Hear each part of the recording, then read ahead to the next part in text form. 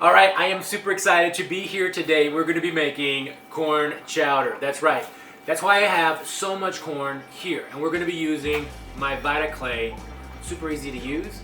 And this recipe is going to warm your heart. I know, it's like 100 degrees here in Houston, but there's something about soup. It just tastes great.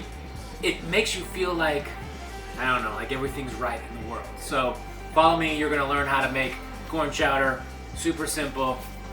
These are in season. These are in season. Let's make use of them. Fresh, delicious corn chowder. We're gonna have bacon. We're gonna have cheese. We're even gonna have beer. So follow me, and I'll show you how.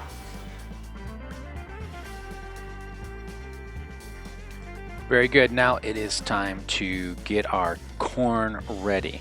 I like to chop the top off and the bottom off. I find that it helps me peel the corn a little bit easier. You take off the leaves. Now, if you want to, you can use the leaves. You can dry the leaves and use them for other dishes, but hey, that's a lot of work right now. So why don't we just go ahead and throw that away.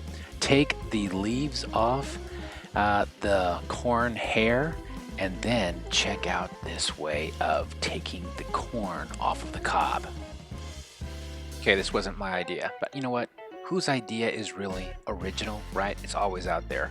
So what you do is you cut a slice off of the corn and it makes a little platform. You can use that then to turn your corn cob over and cut another slice of corn off.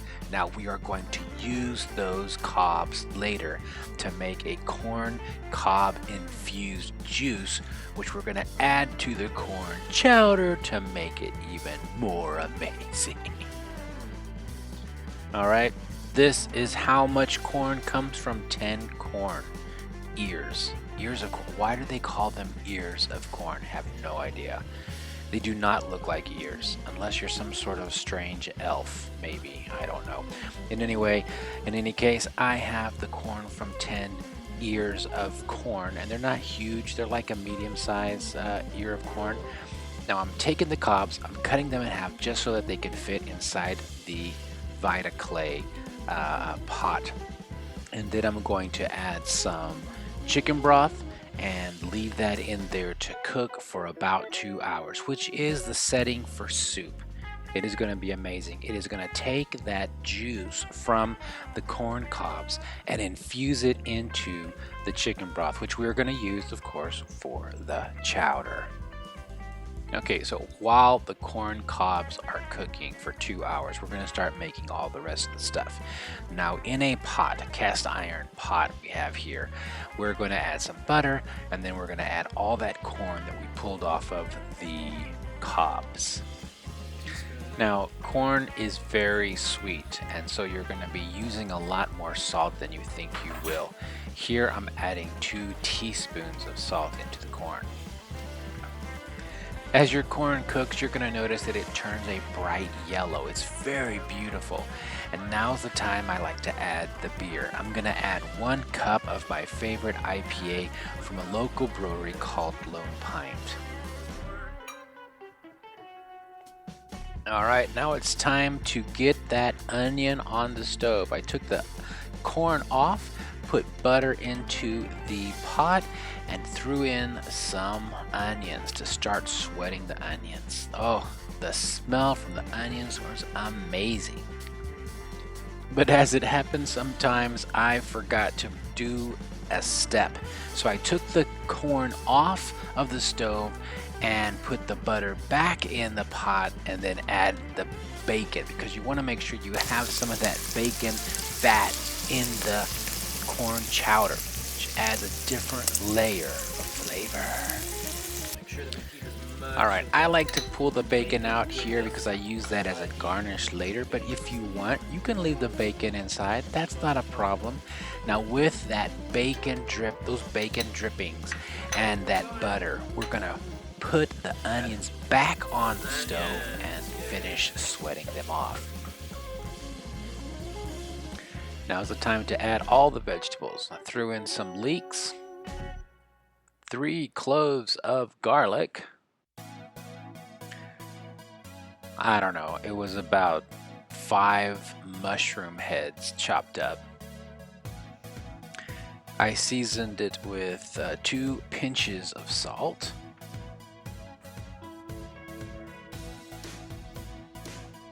And then after that, as the vegetables start sweating, that's when I added the jalapeno peppers. And I had 3 jalapeno peppers that I diced.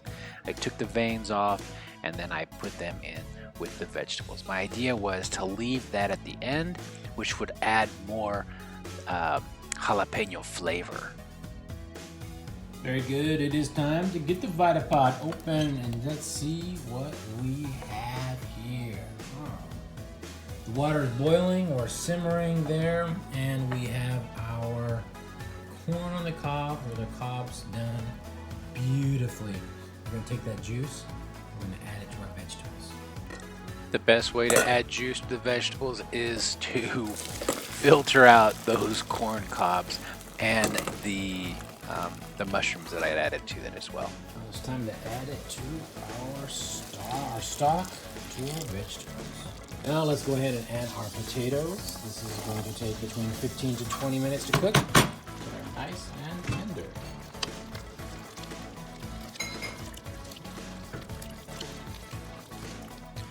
So I noticed that the potatoes didn't have enough water, so I added 2 more cups of water to make sure that the potatoes were completely covered. Now I'm going to leave that on the stove for 15 to 20 minutes to cook. Normally with a potato you would use a knife or a fork and you would pierce the potato to see if it goes in and out smoothly without resistance. That means your potatoes are done.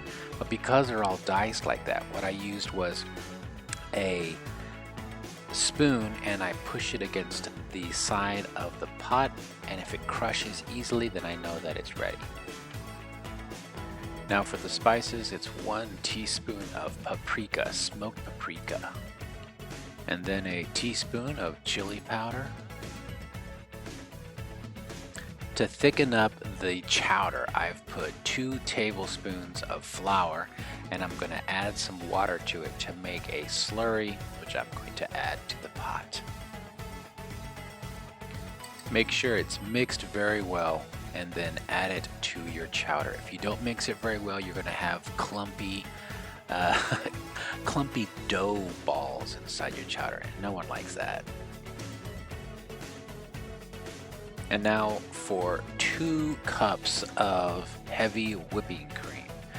I like to add it toward the last because, I don't know, I just like the flavor of the whipping cream that is not necessarily boiled down too much. So that's why I put it here. If you like it boiled down, you can add it earlier on and it just reduces a little bit. And now's the time to taste the chowder. Does it need salt? Does it need pepper? What does it need? Now's the time to add it because you're about to close this orchestra, this beautiful masterpiece. In my case, I felt like it needed another big pinch of salt, or maybe 2. Now it's time to add the corn to our beautiful chowder.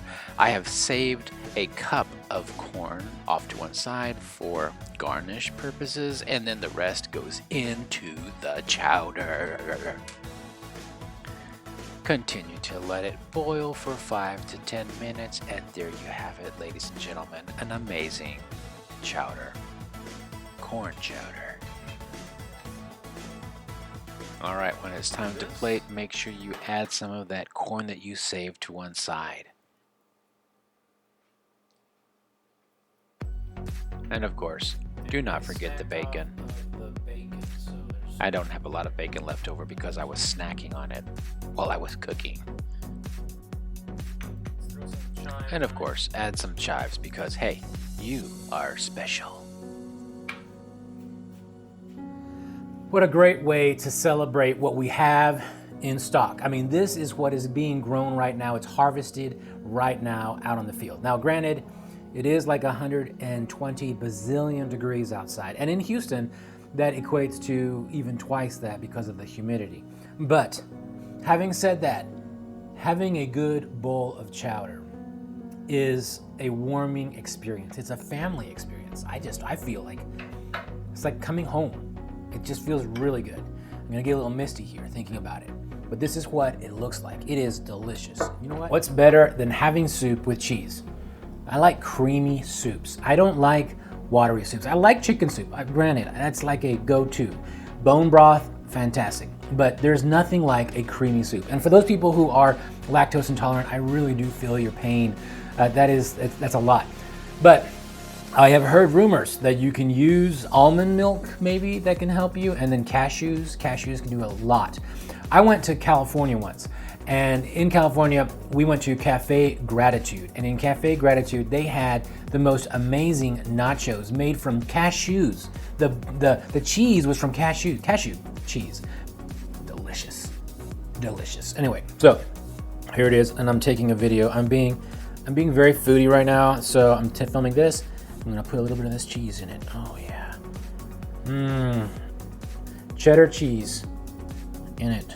Delicious. Now it's time for, it's hot. For the flavor. Taste is the taste. Yum. Okay. Low.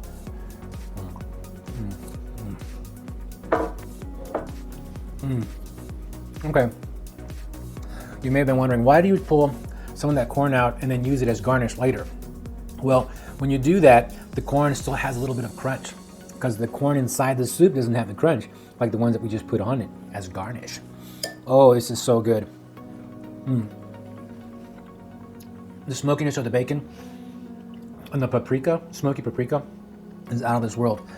I can taste the chili powder that I use in the chowder, but it's not overpowering, nor is it spicy.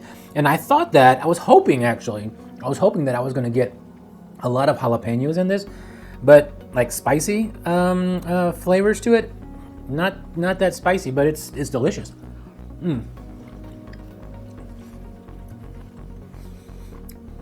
The jalapenos have a beautiful peppery flavor to them, but the spiciness is gone.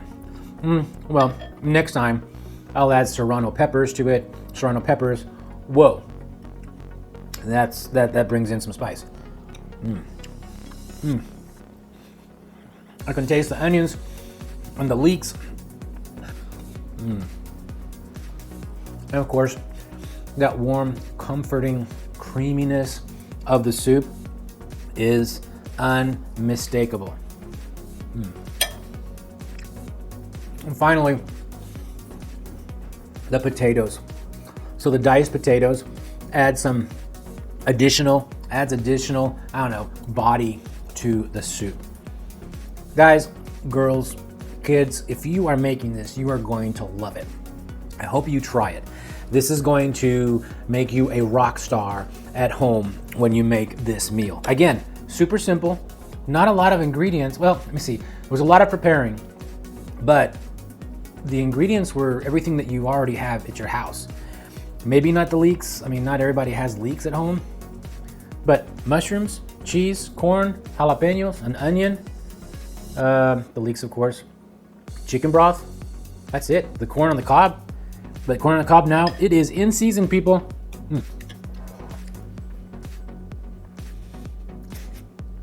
I can't wait to hear the stories that you have to tell me about this amazing chowder.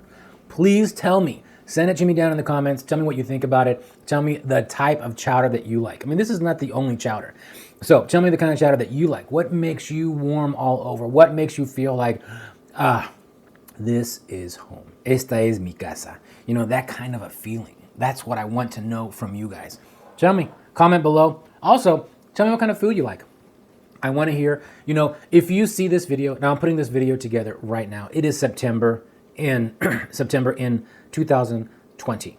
So everybody is in COVID lockdown right now. Now, in a year, 2 years from down the road, you're probably going to be watching this, and you're going to be watching it in November and December, and you're going to think, oh, what a wonderful time, what a wonderful dish. I want you to tell me what you're doing right now. Post it below. Tell me what you are, what you're doing. Tell me what you liked about the dish. Tell me what kind of dish you're going to be making. Next, and tell me what kind of dish you want me to make on this show, because I love making food. I love making food that you can make, love making food that you can share with your family, because, man, sharing a meal is sharing your life. Thank you so much for tuning in. If you haven't done it already, go ahead and subscribe. Give me a big thumbs up. Share it with your family and friends. It makes me feel so good to know that you're sharing these memories of mine, these meals with other people. So thank you so much. Mi cocina es tu cocina. Until next week. Bye.